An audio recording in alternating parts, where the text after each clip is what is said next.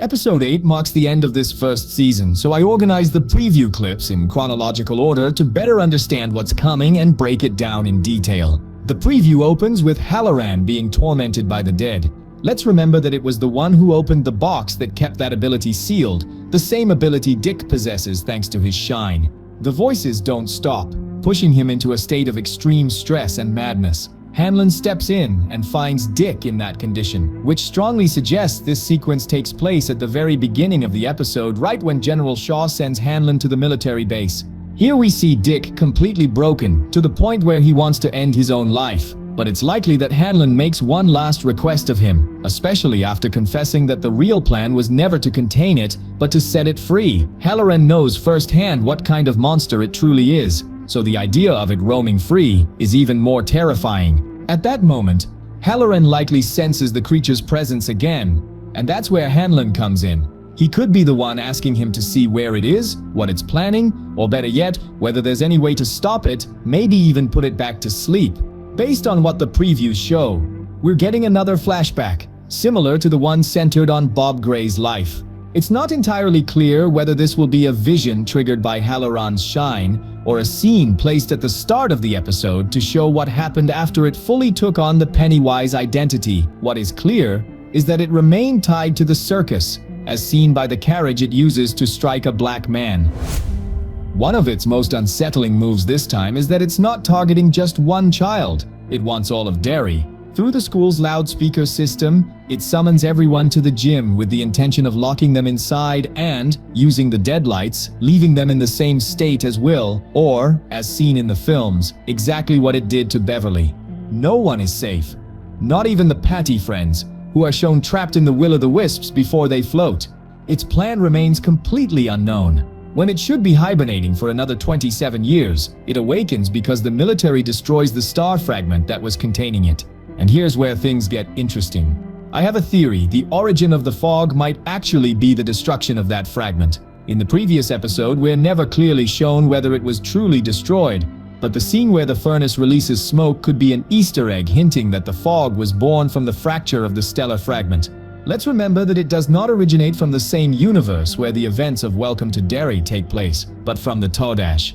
Todash space is the formless void that exists between alternate universes within the metaverse. It's absolute darkness, crawling with monsters. It isn't a place in the conventional sense, nor a normal dimension. It's the nothingness between worlds, an ocean of total darkness where ancient, primordial, starving creatures drift.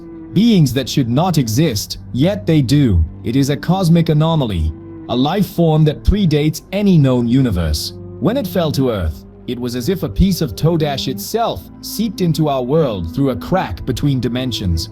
And here's the key point: by destroying the star fragment, all they really did was open a rift into Todash, allowing creatures from the macroverse to cross into lower universes, like the one our protagonists inhabit. Exactly what happens in The Mist by Stephen King. Pennywise comes from Todash. The creatures from The Mist come from that same abyss. They aren't necessarily the same species, but they are neighbors, born of the same origin. It is just one of the things floating out there. The Mist simply let others slip through. This event is the perfect cover for it to unleash a massacre on the town without consequences, and without anyone truly understanding what's happening. The destruction of the fragment doesn't just submerge Derry in a dense fog. In the original story, the events of The Mist take place in Bridgeton, Maine, hundreds of miles away from the military base that in this series sits right outside Derry. Even so, the fog only lasts a few hours, and the real question will be how this rift gets sealed after allowing creatures from the macroverse to invade the area. General Shaw and the military will try to defend themselves against those creatures, though I seriously doubt anyone makes it out alive. And this leads to a theory that perfectly explains why, in Muschietti's universe, the star fragments containing it are never mentioned in Derry, simply because Shaw and his men die in this episode. All at the hands of it. Unlikely. Maybe some of them, but most will probably fall to the creatures brought in by the fog. Let's not forget that Hanlon threatens General Shaw with reporting him to the US security inspector over the plan he's carrying out. That tells us only Shaw, having shared a childhood with Rose, and his men know about the fragments. With their deaths, the secret dies as well, remaining only with the descendants of the indigenous people and with the protagonists of the series, who, for their own safety, will take that knowledge to the grave. And I mention this because it has never shown the ability to exist in more than one place at the same time. So the series will likely close with two parallel narrative fronts. 1. The kids and the adults confronting it directly. 2. The military being slaughtered by the creatures unleashed by the fog. Moving on to the next scene. The girls will be safe as long as Lily keeps the star fragment that protects them. For some reason, the three of them return to Derry High School, where they find hundreds of flyers plastered everywhere, all showing photos of missing children. This is clearly the work of it itself. Among the photos, we can even spot the Patty friends, but what truly breaks Ronnie is seeing Will's picture, also listed as a missing child. Lily and Marge head deeper into the school, only to discover that the building is completely empty. There, in the middle of the gymnasium, they find the lifeless body of an adult, most likely the school principal. Rose is going to play a crucial role in stopping it.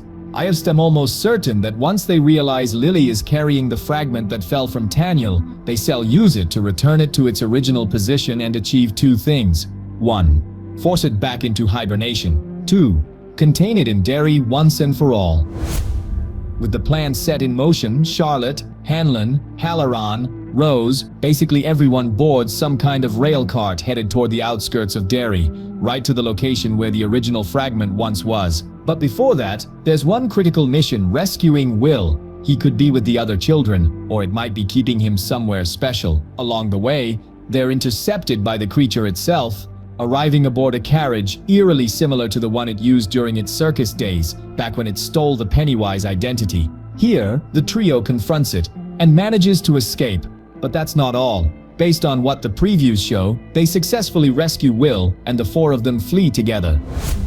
This connects perfectly with the scene where everyone is already on the rail cart and Will reunites with his mother. So in short, before trying to cage it, the first thing they do is save the child. Hanlon and Halloran are the only ones who know exactly where they need to go. And that's where the final arc will take place, the battle to stop it. They need to place the fragment back where it belongs, so everything can return to normal. I'm almost certain those fragments are what force it into hibernation. Destroying one disrupted its sleep cycle and kept it awake far longer than it should have been. Everything points to the season ending with it being defeated and forced back into sleep, setting the stage for its return 27 years later. I highly doubt the next season will continue with the same protagonists while it remains active. More likely, we'll explore another phase of its cycle, with new characters and new leaders rising up to face it.